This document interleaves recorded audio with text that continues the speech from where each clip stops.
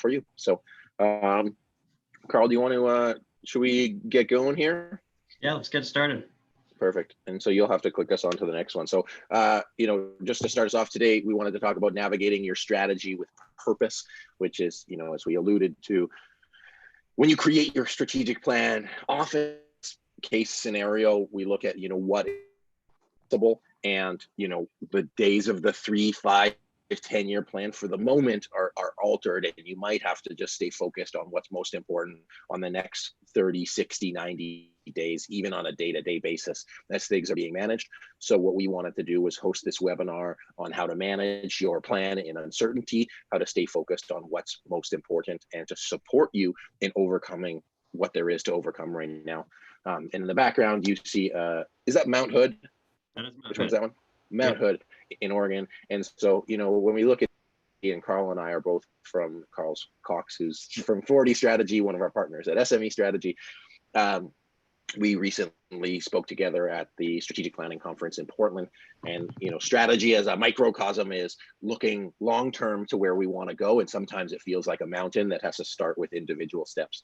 And so, both of us being proudly from the Pacific Northwest, it's a great, and to say, there maybe is a lot of things ahead of us, but fundamentally we're still trying to get over that mountain, whether that mountain is, just getting through the next 3 months, whether that mountain is getting to your organization to where it wants to be, or, moving your family or getting your healthy so that we can sort of get back to normalcy. So whatever you get out of today, we hope it applies to everything. But I'm just really grateful for Carl for joining us today, for sharing your best practices, your expertise, and I really look forward to sharing with you. And again, your messages in the chat box, and if you have any questions, put them in the Q&A. And then Carl, I'll let you take it from here. Okay, great. And Anthony, as we discussed earlier, feel free to pop in with questions or thoughts as we typically banter around. We have a pretty informal relationship going back, I think, to our 10X meeting that we had back in Miami and last year. And actually we were planning to, not only did we speak together at the strategic planning for Cascade Strategy last year here in Portland, but we were also planning to be in the ASP conference, Association Strategic Planning Conference in Whistler. However, I think with the travel restrictions, that might be at risk. We'll be finding out here in the next couple of days. But of note, we are actually in process of starting up the Northwest chapter, the Pacific Northwest chapter. Anthony will be a part of that and leading that up. That's basically to help connect leaders in the Pacific Northwest. We plan to have meetings, and once we have the ability to have physical meetings, we might have to have virtual meetings initially, but our plan is to have meetings in Portland, Seattle, and Vancouver. And so to help connect the people, it's anybody who's strategic minded, it's a great experience because you have a bunch of people think alike. It's sort of like being on the same team with a bunch of different people who are part of the same sports team or soccer team or football club, or whatever it might be. You're gonna all root together. So with that, let's talk about today's plan. 3 main things. One is having strategy with purpose. And that's a key element behind that. And what that means at its core is that you just don't do things not knowing and not having a clear aspect of what's taking place. And so we want to be focused on that too. We're going to talk about the concept of leading and lagging goals. Just trying to get to, like, in that vision, the picture beforehand of Mount Hood, that's not the only purpose. The purpose is understanding what the goals are and then how you're going to get there. And then finally, we're just going to hit a couple key points on achieving your team's goals working remotely. So many different organizations are in this situation right now, and we just have a few key tips I think that will help you get there to hitting the right process. So with that, we're going to talk about strategic planning and goals. And we're going to start with this right now, which is the top 5 reasons why strategic plans fail. So this will be one of those awkward pauses that I mentioned, but I want you to just for a moment consider or write down, or just have a little pad of paper or whiteboard or tablet and write down 1 or 2 reasons why you think strategic goals fail. I'm just going to give you about 30 seconds to think about this and hang tight.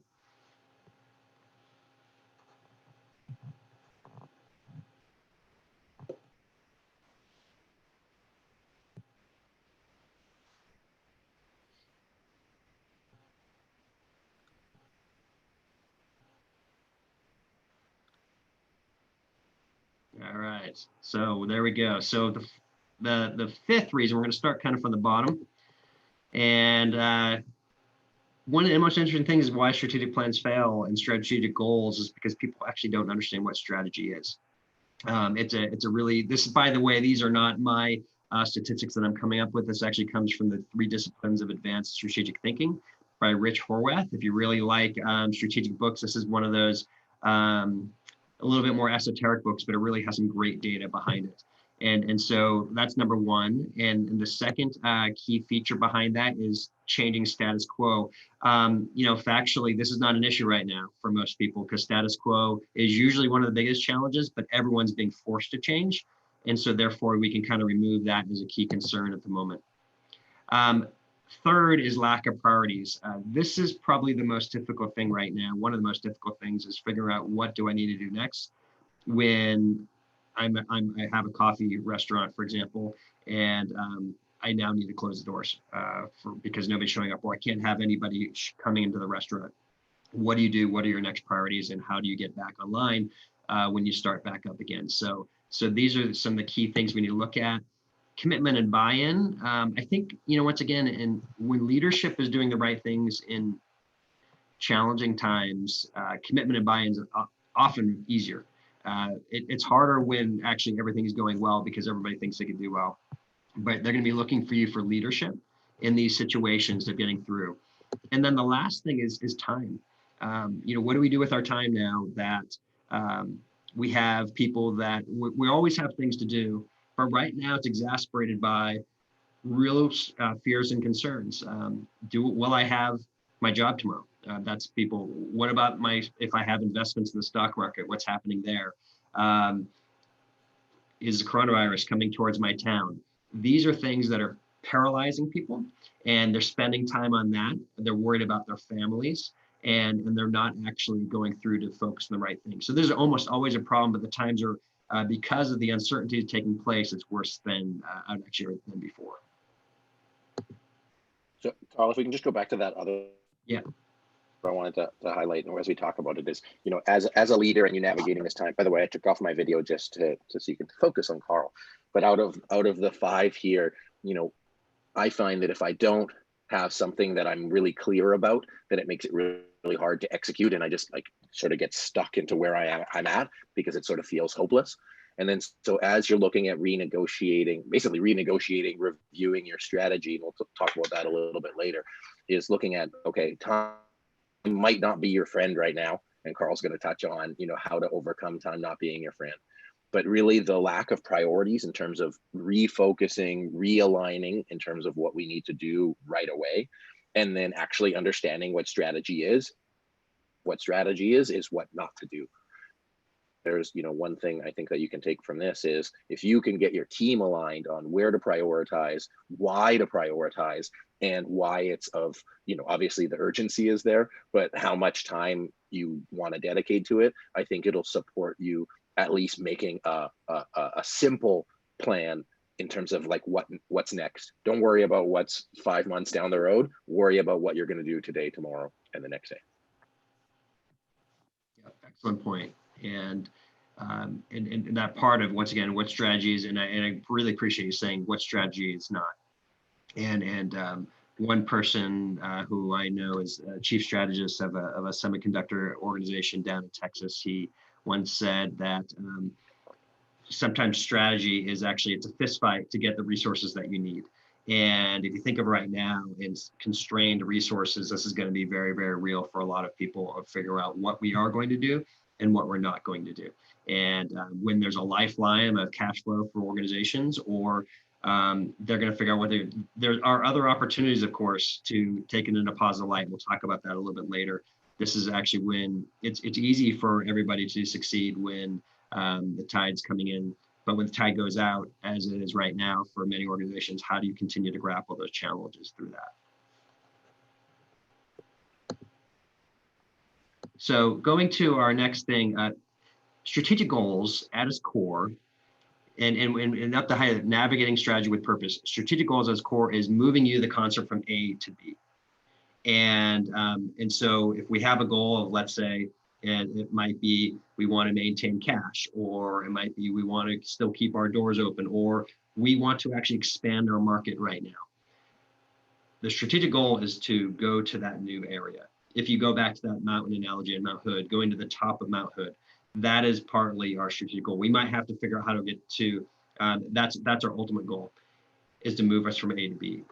And the goal itself is ultimately where we're heading through there.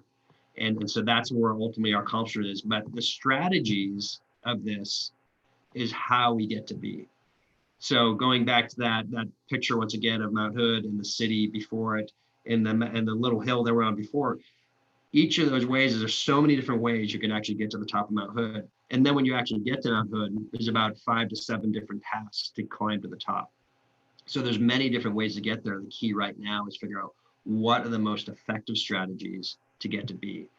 If we just said take a tricycle up and ride your bike all the way up from the city and then go up to Mount Hood and climb it, that's probably not a very good strategy. And so we want to make sure we find the right ways, the right methods, and get the right experts to support us when we're on the how part. Anthony, you have any comments on this in particular?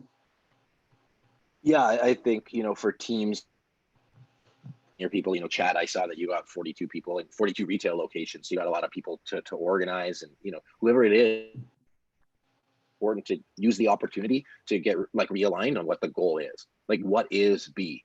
Like, we'll talk about how to get there, but the fundamental principle is people aren't really always clear on what B is. B might just be like staying alive. B might be like, hey, don't try to on a day-to-day business or a day-to-day basis, or be, okay, I just got to ride this out, because if you're trying to ride it out in the short term, they're going to take different decisions. One of the other things that I'm recommending to my clients as they in the back of their mind as they start negotiating how they deal with their COVID response or how they deal with their teams and communicate, I'm asking them to actually think of B as 2 years from now.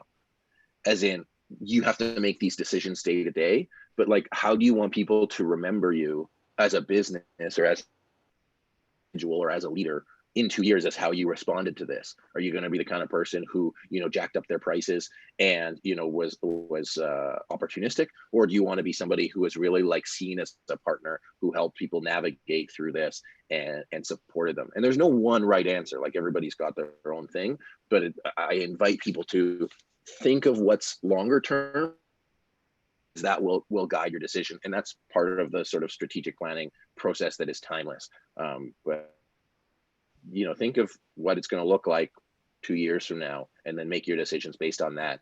I think it'll support you. And then as a team or as a family, say, hey, what are our goals, and get really focused on what those things are. And make them, and on top of that, make them extremely visual. So whether this is putting up literally as simple as whiteboards behind me, or making really clear goals on here we are in 2 years, here's where we need to be a year from now, here's our 90-day goal, and here's what we're going to do week to week, and even maybe day to day if you need to keep that type of focus, because once again, people are tending to get paralyzed in these situations, and the more we can keep them focused on getting things to move forward is critical. Often in a disaster, you may have heard the tornado that just happened in Nashville recently.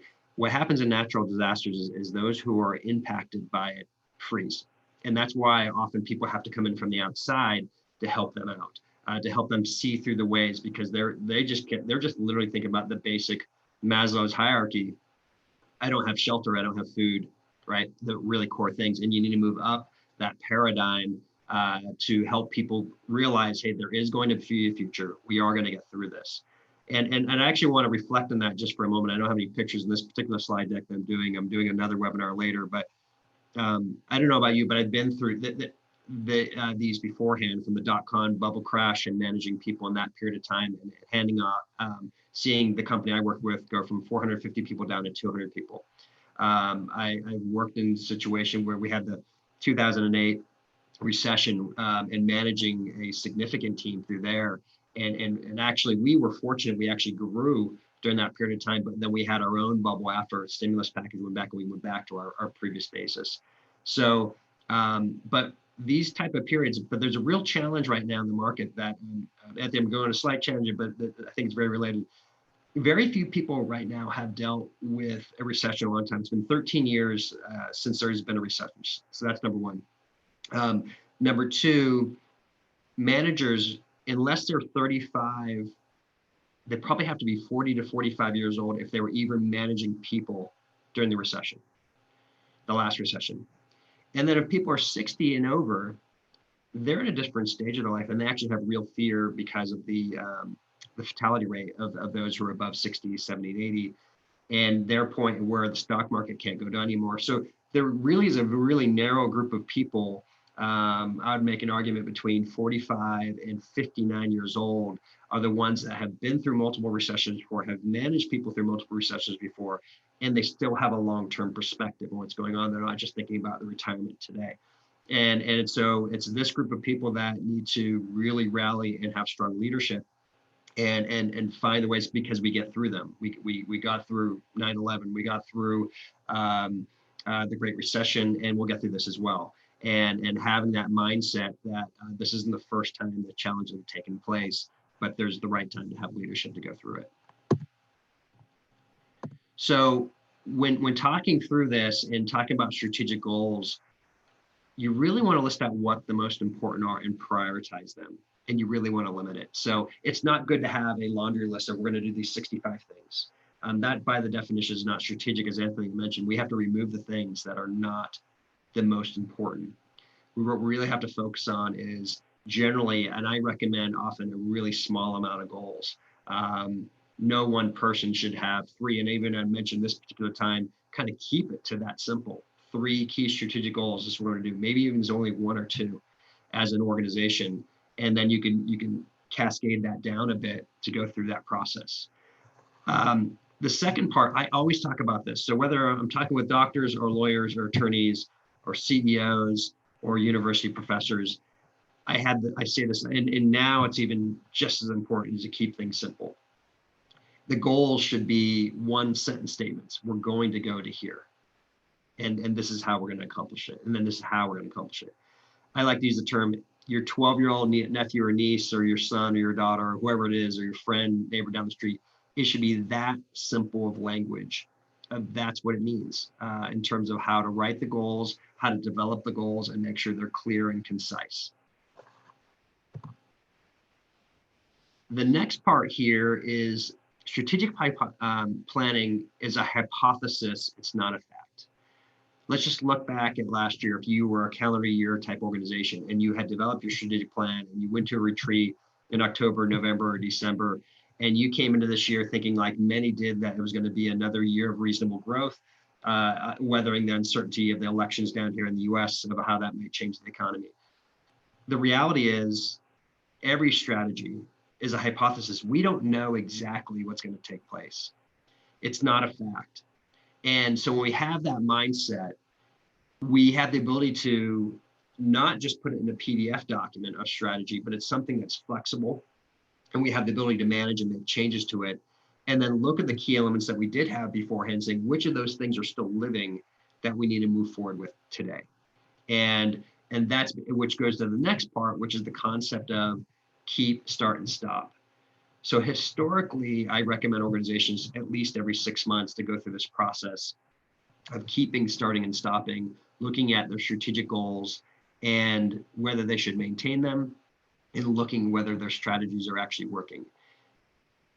Now, I would actually recommend it might even be down to monthly or quarterly, that you are continuously looking at things, what's working and what's not working, because things are so dynamic. Now, the 2-year goal, as Anthony mentioned, I think is important because we're still ultimately trying to get to there. But we might see, depending once again on your industry, you might see a decline right now in the short term, but see things get back up. It's worth noting, even though it seems doom and gloom everywhere in some areas, China is going back to manufacturing again. So this started back basically in early January for them. And here it is, March 18th. And they have started up manufacturing 2 days ago. So that's starting to get back up. It was basically effectively a 2-month delay in everything. And then things are starting to slowly get back to normal. Any additional comments on this from your perspective, Anthony? Thanks, Carl. I think, depending on how you have a small team, big team, from a leadership perspective, I think it's important, like, to communicate those goals And again, I noticed that the internet might be a little bit laggy, so I just apologize from that. That's my new work from home setup. It's not great, just to acknowledge that. But yeah, when Carl mentioned quarterly or monthly, you may have to look at what are we doing weekly, and just keep your finger on the pulse a little bit more, to keep people organized and engaged and focused, especially when it comes to just general communication. But yeah, just because it is a goal does not mean it is the goal. And my goal 2 months ago is definitely not the same goal it was today, and I imagine yours wasn't. So I think it's important that I think most people fundamentally understand that it's a dynamic world that we've never entered in, but for whatever reason, it's saying, hey, this is what we're focused on now, and it might change, and leave it open. But hopefully for you, or you can consider that it's a space for creativity. It's a space for doing things we've never done before, and risk needs to be taken.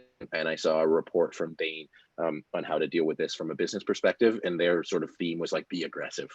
If you sit and wait, you're gonna be at the effect of versus driving forward. So my recommendation is to drive forward as a team, focus on what you need to do, keep it simple, and just get messy. Today our webinar, but whatever, we're just going to roll with it because we're committed to you guys. So that's everything, Carl. So engagement is always a challenge.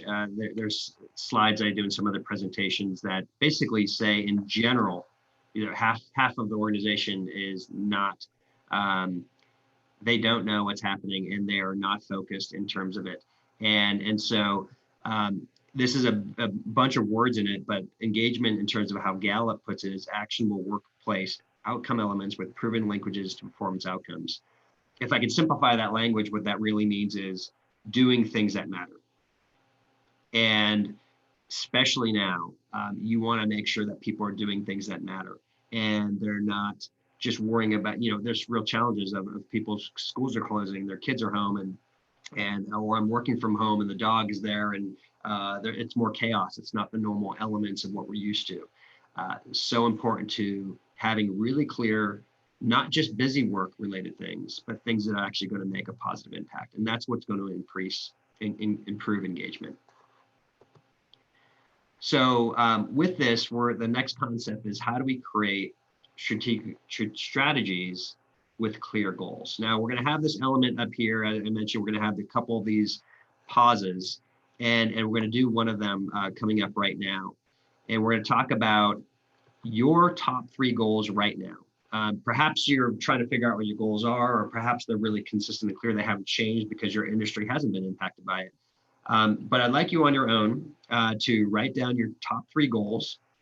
And I'm literally going to pause here for a moment. Anthony, if you want to fill in from a discussion standpoint, but I want you to write them down.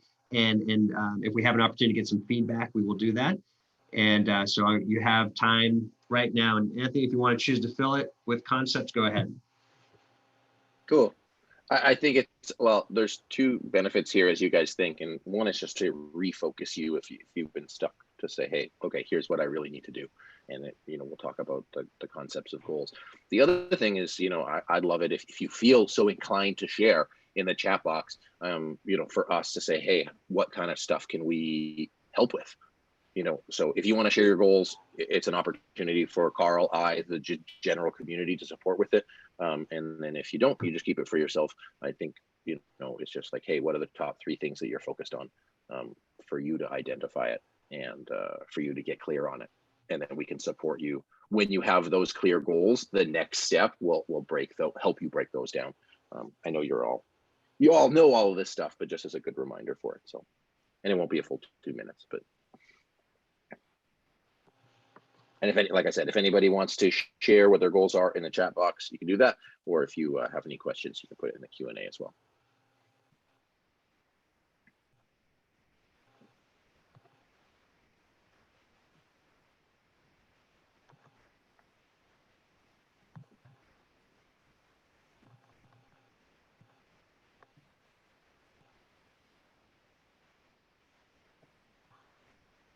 Any feedback in there, Anthony? Nope, I think we're good. I think we're good to go. All right, cool. All right, so with this, we're going to talk about the different types of indicators there are. So there are two different core types of goals. There's leading and lagging indicators. Lagging indicators is a measurable fact that records the actual performance of an organization in terms of people, process, systems. Perhaps it's measuring 1, 2, or 3 of those respective measures. So that's what a lagging indicator is. And some of the lagging indicators today is cash. That's a lagging indicator. That's how much you actually have. Your gross margin is a lagging indicator. Net income is a lagging indicator.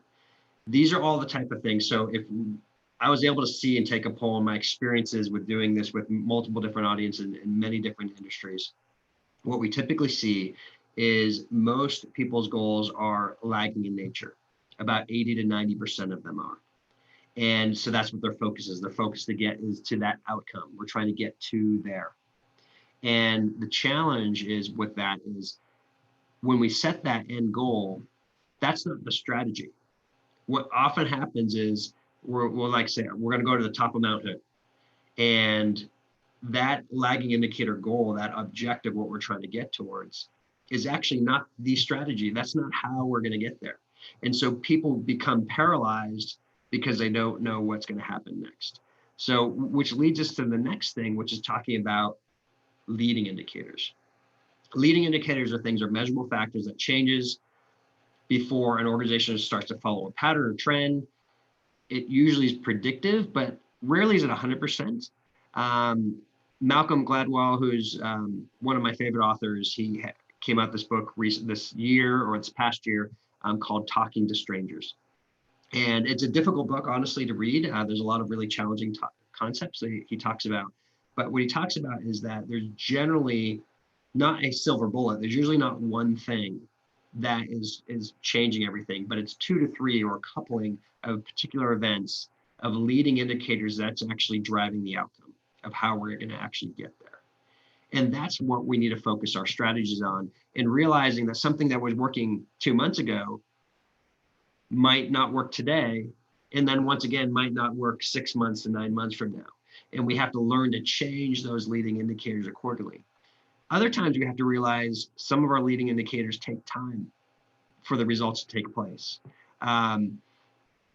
Today, a really common leading indicator people think is their pipeline, meaning how much is in their sales pipeline of things that they're looking for to get done. Well, if your industry is being impacted by what's taking place right now, my experience in these recessions is that pipeline is going to evaporate, or at a minimum, it's going to freeze. And so if you're having confidence based on, oh, well, we think we're going to get this much business, even backlog, which is by definition a purchase order that you haven't completely fulfilled with, in my history, I've seen those start to get canceled or delayed as well. So in these times, you got to be careful, and you got to follow up. And so some things we could do on a leading indicator side to help make sure we're moving through is making changes. So for example, phone or conference calls today in this environment, if you have to work remotely right now, having more of those is important.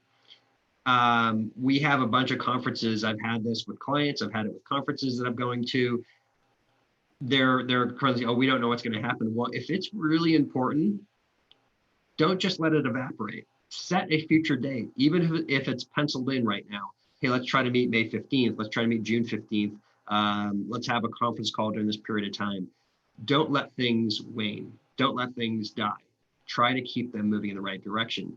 And then when it comes to engagement with clients, these are prospects, more incentive future dates with clients. Get out and start talking to them. They're going to be really busy because of everything that's taking place, but finding out what they need and how you can help them out, and perhaps you can even expand what you're doing because of the challenges that are taking place. And then engagement with your employees, whether you're still meeting at the office together or whether you are meeting remotely, it's really important to just not presume that everything's okay during this period of time, not presume that they are taking place. And so you want to actually measure the amount of times that you're doing these particular areas. And one of our, I had a client a while back, and I'll give an example of what I mean here. This particular client was a school district, and actually it was a chartered school district. And their key element behind what they were trying to do is their main goal was to help make sure that they had a certain amount of students that were there taking place. And that's how they ultimately got their money. And so I asked them, so how do you know you've effectively got everybody in there? And how do you measure what's your leading indicator? And they did a lagging indicator back. They said, well, we just measure the number of students.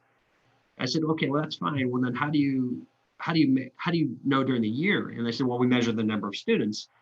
And this was a CFO talking. I'm a recovering CFO, and so I had to change the paradigm. The question is, so how do you know you can control something that's going to impact the outcome? And then they said, well, we can check based on the number of applications that actually takes place. I said, that's better. But you control the people who are applying for applications. And they said, no, we don't really control that. And the light bulb went on, and they finally went, oh, when we have prospective students come to campus and we recruit them to come to campus and we do a campus tour, then we have such a good high likelihood of them actually coming to the school. And that's a great leading indicator. And so I asked them the question, are you tracking it? And their answer was no. And this is a super common thing in leading indicators, is we actually are not tracking the most important things that we can control. Those are the things you can control and make a difference. But we keep on focusing on the number of students or number of sales or, once again, these lagging indicators. We got to focus on the things that we can control week to week, month to month, quarter to quarter, year to year. That's going to have an impact on the outcome. And as a result of that, they started changing their habits, having that conversation, and they realized they weren't tracking it in their normal accounting systems or sales systems or operating systems. Often these things are ignored. You have to go into a cause effect type viewpoint when going through this. So we already mentioned this. So what you do if you wrote them down the side, or if you're listening to the different elements, is you want to go through and look at your goals and identify which one are leading or lagging. And then from that element behind it, you anything that's lagging, that's your end goal, but your leading goals ultimately is what you want to start tracking, because that's where you are controlling behavior and hopefully having an impact on the outcomes. Anthony, it seems like you want to jump in there. Yeah, absolutely. Well, just as you go through the exercise of putting the leading or lagging, a lot of what we do around culture is like rooted in psychology, and in this time where there's not everything that you can control, it's really gratifying to be able to track the things that you can and to feel like you have a greater internal locus of control. Typically, anxiety happens when what you expect to happen, what is actually happening, has a further psychological distance. So that's like when you meditate and gravitate yourself, it sort of like loops over your expectation and your consciousness. And so if you can get your team to focus on what they can control, it'll bring down their level of anxiety, because it'll just feel like, okay, I wanted to do 5 calls and I did 5 calls. I actually controlled that. I can't control the world. I can't control what the governments do with the borders. I can't control any of that stuff, but I can control my 5 calls, and I can control my checking in with each one of my team members daily. That on a micro level. Now, if we're looking at a macro level, you can't control the real estate industry. You can't control what people are doing, retail habits, but you can control how you're engaging with your customers, or how you're managing your supply chain, or how you're cutting down costs. There's certain things that you can take measures on, and there's certain things that can't. And when you look at what is the leading and lagging indicator, is the greater focus, especially in times of crisis, that you focus on the leading indicators, the not only greater success you'll have, I believe, but also like the easier it will be for your team to get up on the saddle and move forward. Cool. Yeah, good insights there, Anthony. I'm kind of curious, as you are working remotely with your team, what things are you doing, or have you started to adopt, you're considering adopting with the new changes that are happening? Well, we actually just started doing remote work time. So instead of, although it's draining, Zoom servers, but actually like we did work while teleconference. So it's like we were in a meeting together and said, okay, I want you to work on this. I want you to work on that. I'm going to be putting out a Zoom tutorial to how to use breakout rooms, but you can use breakout rooms in Zoom to send people off to do things and then bring them back, so that everybody can feel that like greater engagement. But for us, it's about content, it's about webinar, it's about engagement, and it's about like pivoting are offering. I'd really love to know from y'all on the, and this is, I mean, Carl asked it, so I'm going to ask it again for him, were your goals that you came up with, were they leading, lagging? What was the percentage of each as you look forward? Did you have mainly leading indicators, mainly lagging indicators? Just put them in the chat box so we can get a better idea of where you're at, if that concept was helpful. And then we're going to move into questions and answers shortly.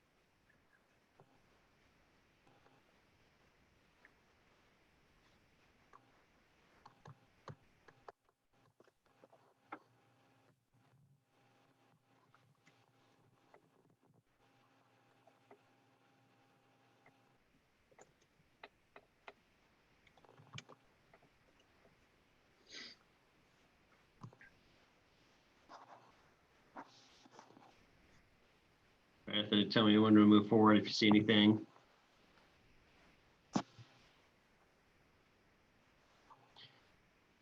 All right, so I'm going to move forward here to the next part of how to tips to keep goals progressing, especially right now in regards to when you might be working remotely with this. I find this for myself when most of my career, nearly all of my career, has been working with multiple people in offices in different situations in different departments. Things are kind of naturally, there's natural flow of where you end up doing things. But when you are working remotely, it's surprising how things can end up. You can really get caught up for a long time, or you might find you're looking at the coronavirus and how many people have impacted somebody and looking at a statistic way too long, right? Both of those things could end up being on each side of the equation. So I'm going to have some suggestions, and this is some stuff I actually looked up in some other areas, but just from practical experience as well, as really set an alarm to take breaks. You might find yourself being completely overwhelmed and find you're sitting in this chair for like 2.5 hours straight. And honestly, it's just not healthy. And so you need to get up and take a break. And if you need to walk around, do a little exercise, jumping jacks, literally push-ups, eat a snack, grab a beer, whatever you need to do, grab a beer during the day. It's probably, you don't want to do too much of those, but the point is this, is that you want to have actual time you're setting breaks, like the natural breaks you would have had in your normal business. Most of the time during regular work, we're shocked at how many meetings we have. And actually the data shows when we figure out how to work at home, we're slightly more valuable. But we also show we actually work longer. We get about 3 to 4 more days per month working, and when we're working from home. And so as a result of that, we're actually working more and actually taking less breaks. So encourage you to do that. Get in a habit of establishing consistent hours. Treat it like your job, like whatever you expected to show up at time previously, 8, 8:30, 9, 7:30, try to make that consistent habit. Some people I know, they will get up and they will make sure they change their clothes and they don't get, I've been seeing a lot of videos like you have, where it looks like nobody's been shaving anymore. Nobody is, they're just not doing the normal things they're used to doing. And honestly, those are not good habits. We literally, unless you do that all the time, then stay and do what you're doing all the time. But if you're not doing that regularly, and all of a sudden you decide you're going to grow your Grizzly Adams beard, sorry for the old TV show reference there, but ultimately you have to have a real focus around this and establish consistent working hours and breaks along to go with that. This is one of my favorite things to do. I'm not the first person to come up with this, but every day have a top 3 things, every single day, 1, 2, 3. And those 3 things you're going to get down ideally no matter what. I don't know what they are. I don't know how important they are. Ideally, they're moving you in progression to where you need to actually head towards. But do a top 3. You might have 10 things on your list during the day, but you can feel comfort that you got those 3 things done, and do it in order. Also do time blocking. If you don't are used to that, it's not something that I had in here, but time blocking is basically on your calendar, say, I'm going to do this job from A to B, even though I'm not talking to anybody, but I'm setting aside my calendar. I'm turning off my phone. If I can, turn off my internet. I don't want to have those different areas. Look at the stock market. You got to get back and focus on what's taking place. Just one thing on the top 3 prioritized to-do list, there was a question around lagging indicators for government or nonprofit. So what I've looked at in terms of like I have a couple nonprofit clients, and we talk to them and say, you have a lot of different programs, but you have to realize that your stakeholders' programs are disrupted. So, you wouldn't say like, hey, what about this funding that you said you were going to give us? And they have other stuff on their plate. So you want to look at basically I would recommend an overall program review to say, okay, what are some of the things that are urgent? What are some of the things that we can do? And keep in mind that you're not operating in a silo. So some of those top 3 things that you might want to do individually might be totally workable, but if it's top 3 things that you need to do as a group, then you might need to realign, refocus, and say, well, the top 2 or 3 that we were working on before, we have to switch and say, okay, here's our top 3 priorities, and then top 3 priorities from a lagging indicator standpoint, or top 3 priorities is, okay, here's what we're going to focus on: new programs, member engagement, review. We're just going to like clean our storeroom. Like those are the things that we can get done. But on an individual and a group basis, I highly recommend doing the top 3, so that you just like refocus and look at all the things that you could be doing and what are the things that are the most impactful, which again is the strategy thing Carl was talking about, the not like actually knowing what strategy is, what's most important, what's going to have the greatest impact on what you're trying to accomplish. We're just about quarter to the hour, so Carl's got a couple more, and then we definitely want to make sure we have some time for you for question and answer. So be sure to put your questions in the Q&A box and in the chat box. Yeah, and going back to that, a real common thing when I'm working for not-for-profits or universities or governments, the reality is you're going to be impacted later from this, not right now. There's going to be a delayed impact. So the winter is coming, if you may, because ultimately tax revenues are going to be declining. Contributions are going to be declining as a result of what's taking place. A game day guarantee for that's going to happen unless you get government stimulus funds, and then it might be a boom. Okay, so either way, you need to prepare for what's going to be happening next. And I think a lot of times for not-for-profits, they don't measure their impact and outcome of what they're trying to take care of because they feel like it's a soft thing. And I think it's obviously we can't do this in a webinar today of like going through your specific, because this is vague just on the area, but it's really important to say, even if you're, go back to that charter school, right? It's an educational institution. They're trying to provide, so one of their outcomes is number of students, but another outcome is trying to have good grades, right? And so then how do you measure towards that? If your outcome is to serve the homeless, right? How are you measuring that? How are you doing the different areas with it? So and no matter what type of organization, I've found you can get to measuring it and impact and outcome and making sure it's not, for lack of a better term, it's soft. Everything can be found to get towards there, and your challenge is to help work through that. It's not easy, just to clarify, but it's really important to get through that element. And we can, if you have any other questions, actually, which leads perfectly to Carl's next point, we're going to be doing more of these webinars. And as a company, we're exploring doing more like mastermind groups, kind of group coaching. So like one of these sessions exclusively for question and answer to help you work through some of that stuff via group. So if you're interested in that, just put a note in the chat box, or I can follow up, or you can send us an email, just so that we have that, like you have somebody who can support you from a consultant standpoint, whether they're local like Carl, whether they're local like me, or we have like a big community of people that can support us. Heather, we can talk about that. We'll see what happens there. Carl, do you want to finish us up here? Take us on. You bet. So yeah, just more frequent teleconference check-ins. As Anthony already said, he has already been establishing with his team. This is really important. You just can't assume that everyone's getting stuff done. They're going to feel lonely. They're going to feel like people aren't following what's taking place, and they're going to become less engaged. So more frequent teleconference check-ins is really important. And then finally, the last thing to kind of mention is when you're reviewing your goals, whether they're the 3-month goals or the yearly goals, I recommend having a weekly check-in of setting not only forget about the top 3 daily, but to set 1 or 2 or 3 things that they are working on to move forward for like a 12-week or a 15-week project. And you have a check-in of how did last week go? How was the success? Did you get it done? Making sure they're still getting it done. Really trying to not have excuses, because people are gonna have a lot of excuses right now. Just honestly, I can't go to the Duns. I was working with my kids. I was doing this. It's a challenging environment. So, but then also previewing the next week's goals. So clarifying what had happened in the past, and then setting real clarity over, this is what I expect you to get done next week. And you develop that flow on a weekly basis, you'll realize you actually get a lot of traction with your success, what's happening with it. And then they'll be more happy because they feel like they're still fulfilling their accomplishment.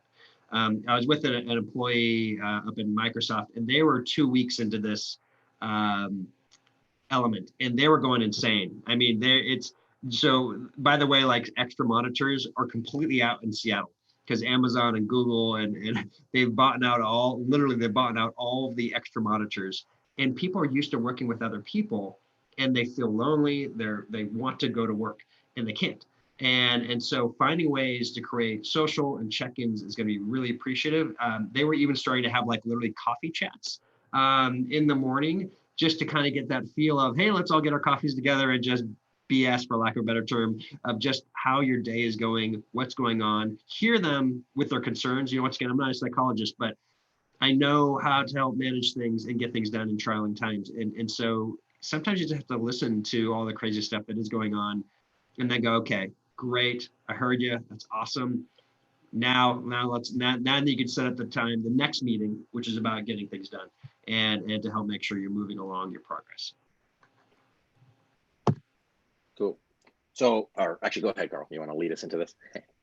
Yeah. So right now, and if there are anything has come up, this is we have about 7-8 minutes for time for Q&A. If we have one, we'll go through that question. If we have 20, we won't be able to get to all of them. But just any questions you have, anything that we've talked about, or anything that's on your mind, we literally have about 10 minutes right now. We'd love to be able to follow up with you with any questions. So, Andy, you can see what's happening there. So we'll go from there. Yeah, I can. So, basically in terms of question and answer, you can either put it in the chat box if you want to like raise your hand, say, hey, I have a question. I can like unmute you, so you don't have to like listen to myself and Carl for the whole hour. The other thing is, I'm happy to stick around. I know Carl has another webinar to do, and so we're happy to answer that. So, Jocelyn has a question. Can you give me more examples of leading goals? Okay, Jocelyn, what are your top 3 priority areas? Like, what are you focused on?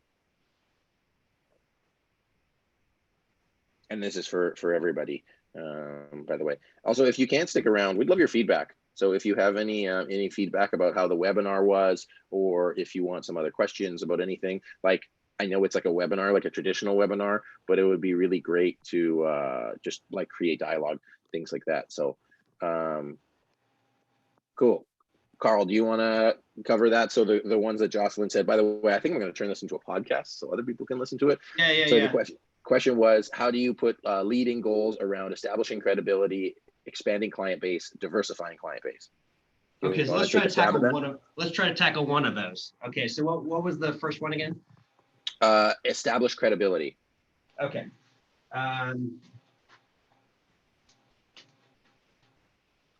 So can you see this at all? Maybe not? Maybe not. Okay, that's okay. So I'm just going to talk through myself because it helps me write down things. So we're going to put down credibility. Okay, so my first question to this is, what does credibility mean? So and that element behind it is you have to find a way to measure, and can we unmute Jocelyn there? Jocelyn, I'm unmuting you. I don't know if you have a microphone, but if you do, you're able to. Hi, Jocelyn. Hi there. How are you? Hello. Oh, doing awesome. So Carl asked, what does credibility mean to you? Okay. So in my context, I'm starting to establish a business as a leadership coach and a consultant. And so most of my experience has been through my own executive director role. And now what I'm trying to do is shift that and establish credibility as a consultant and a coach. So what does credibility mean to you? Meaning that people believe that I have the experience and the skills to be able to show up and serve them. Okay, and how would you measure that? Well, I would measure it by people knowing my name and attaching it to the services. I would also measure it as people making referrals towards me. I'm not sure what else. I'm not sure how else to measure that. Okay, Carl, what so did you hear?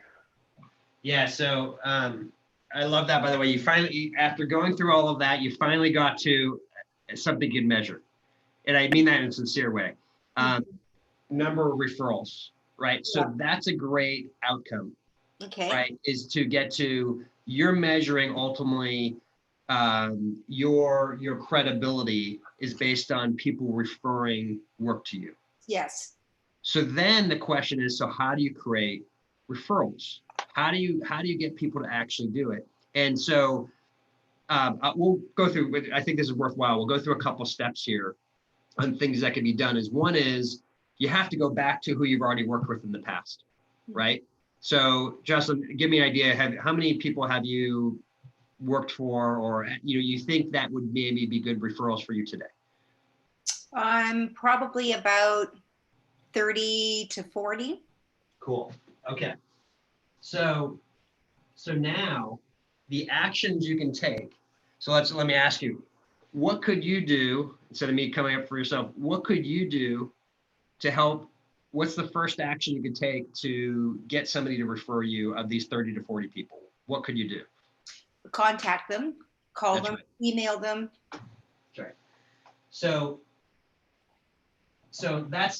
ultimately in this is if I was to help you set a goal, is I might go, okay, I have 30 to 40 people, and my goal is to get 10 referrals by the end of the quarter.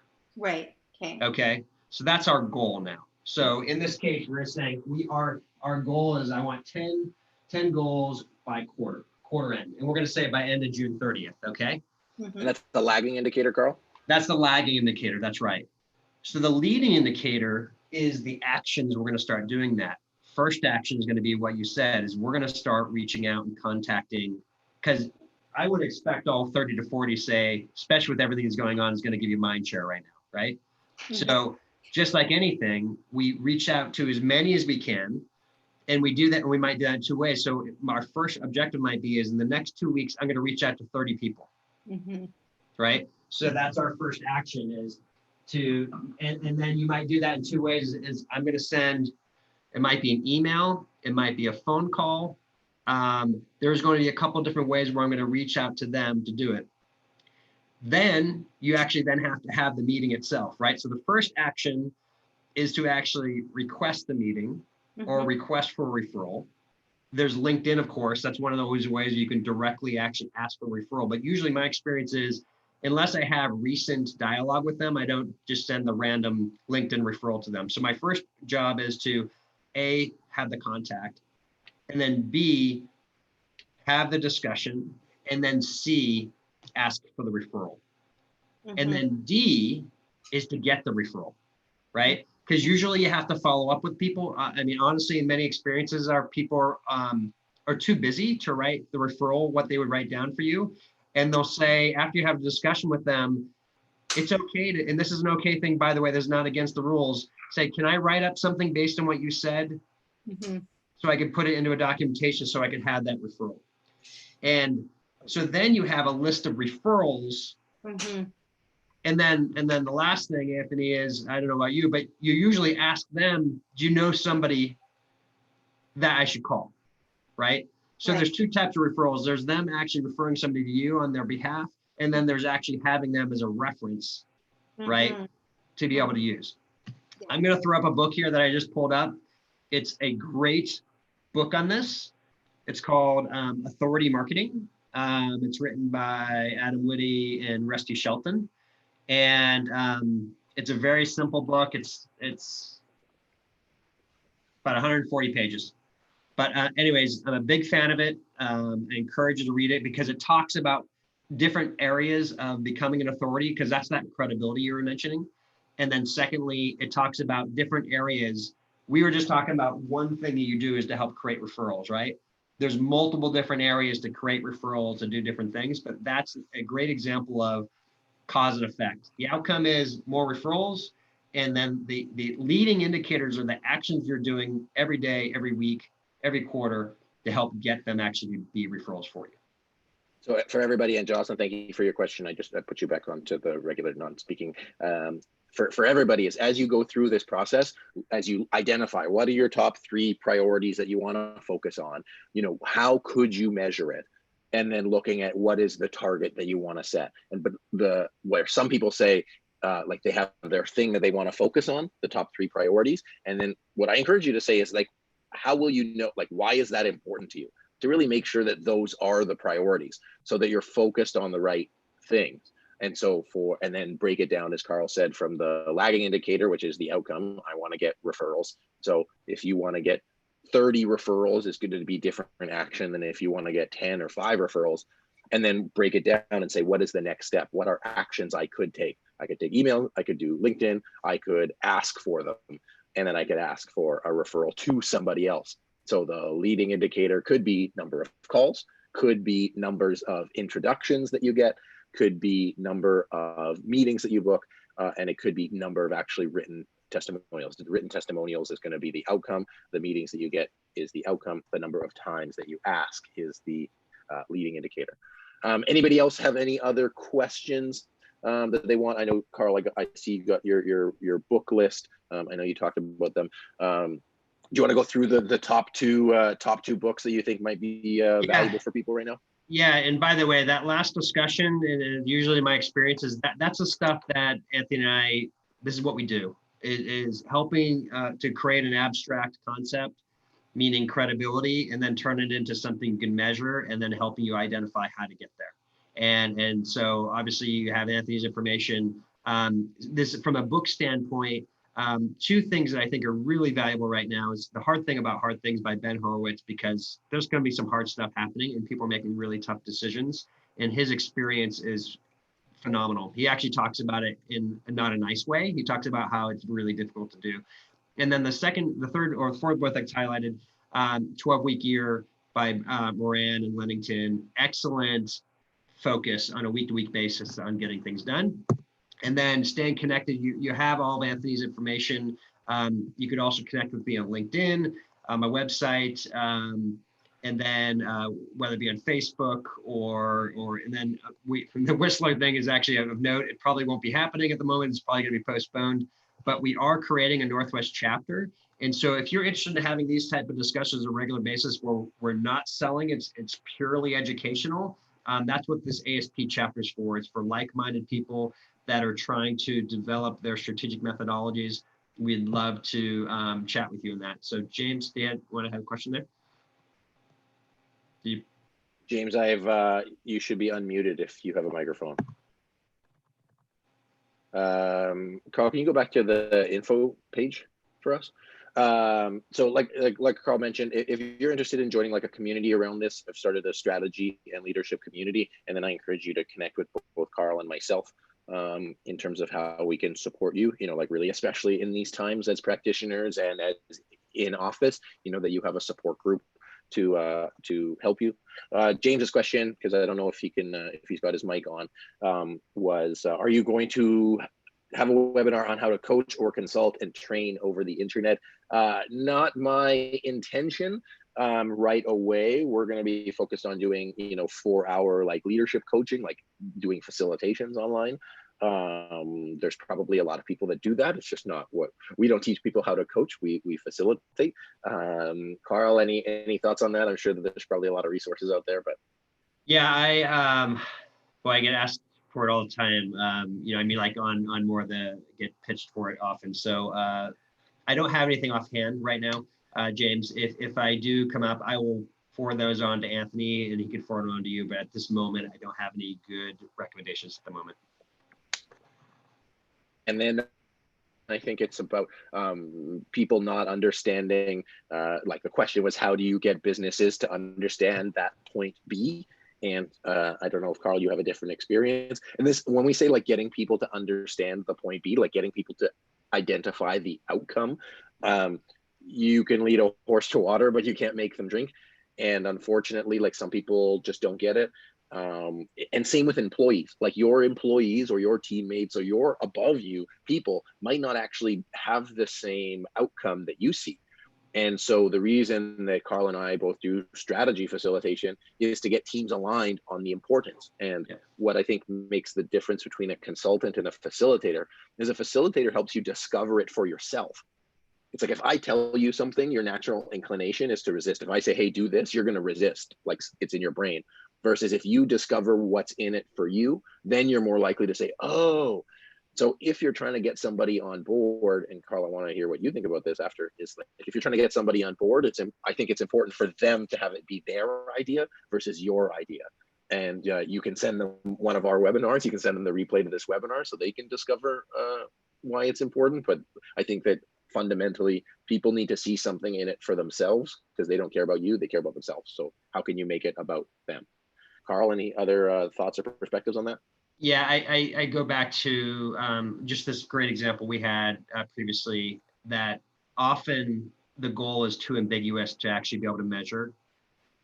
And so you have to go through a bunch of whys. What do we mean? What do you mean? What do you mean? What do you mean? And when you keep on going through that 5 why exercise, you will ultimately end up finding something you can measure and grab to. And so that becomes the definition of what credibility means. We're measuring, one of the ways we're measuring it in terms of number of referrals. So that's number one, is getting a clarity on that. And then B, whenever possible, like Anthony, I love facilitating teams to help them come out with how they're going to solve it. And those are the strategies.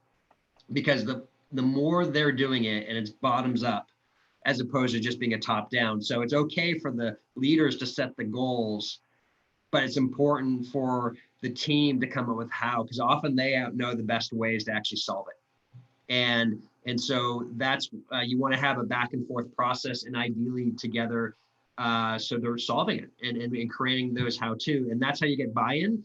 And then the other part is sorry, just leave this, you can't stop. This is where the weekly check-ins are important, because if you don't, you measure what matters, right? You're going to measure the things that matter. And if you're keeping up with them on a regular basis, people are going to care. But if you all of a sudden don't share and care anymore, they won't either. And so once again, that's why there's this ideation, coming up with what it is, and then following up to help get it done. And you got to have both elements to make sure that everybody's on board. Yeah, I find a lot of people get stuck on the how, like human beings just want to do like how. And if you're not clear on the why, then the how makes no difference. If I could increase your revenue 100-fold by eating cheeseburgers all day, and that was scientific fact, I would eat cheeseburgers all day. You wouldn't care that the thing was eating cheeseburgers. You just care about the outcome. And so I really invite you out of today's webinar. Hopefully it's the balance and the art and science between leading indicators and lagging indicators. Are you clear on the why? Are you clear on what success looks like? If success was a place, how would you know? And then work backwards to say, okay, what are the individual tasks, action items, things that I can control to move it forward? You know, in this time, it might be, hey, let's just keep the revenue at this point. Make sure we have 3 months of cash. Make sure we got to bring in our burn rate, like our monthly run rate. And in that case, what are the things that you can do to keep the business open? If it's establishing credibility, then it's saying, well, how do you measure credibility? If it's about expanding the client base, is that number of clients? Is that total revenue? Is that geographic location? I want to be operating in 10 geographic areas versus 1, you know, whatever that is. So having a balance between leading and lagging indicators. Any other questions before we finish up here today? If anybody just wants to like share something, you know, it doesn't even need to be strategy related. You're like, oh, I'm just feeling bad. But as you write the questions, I really want to thank you, Carl, for taking the time to share with us. You know, I actually didn't go over Carl's, you're welcome, Heather. I didn't go over Carl's like full bio, but he's an accountant by trade. He's got deep experience in industry. And, you know, one of the things we really value at SME Strategy is not just taking consultants, but people who have really done it, been in the trenches, have real life experience and can speak to that. And I think Carl is a perfect example of that. So Carl, I just really appreciate your time today, your energy, your wisdom, and for the opportunity for people to connect with you. And I really do encourage you to connect with Carl on LinkedIn, and then to visit the ASP chapter in the Pacific Northwest, whether it's virtual or in person. So I'll hang around a little bit. If you have any questions, Carl, anything you want to say to complete today? I just appreciate everybody's time, and you know, this is as a leadership element right now, and this is the time to be focused. And anything we can do to help you along the way to get through all the challenges, we really want to be there for you. So anyways, thank you so much for your time that you've invested, and I look forward to hearing from you in the future.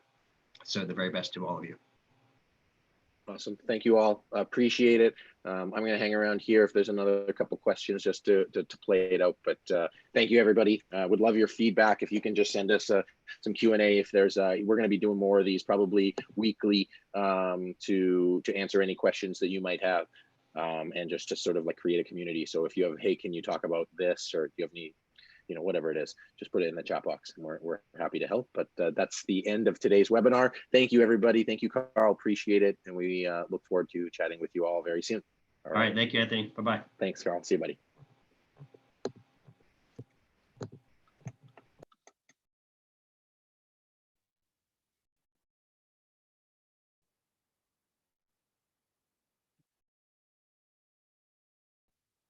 All right. Take care, y'all. Be well. Stay safe.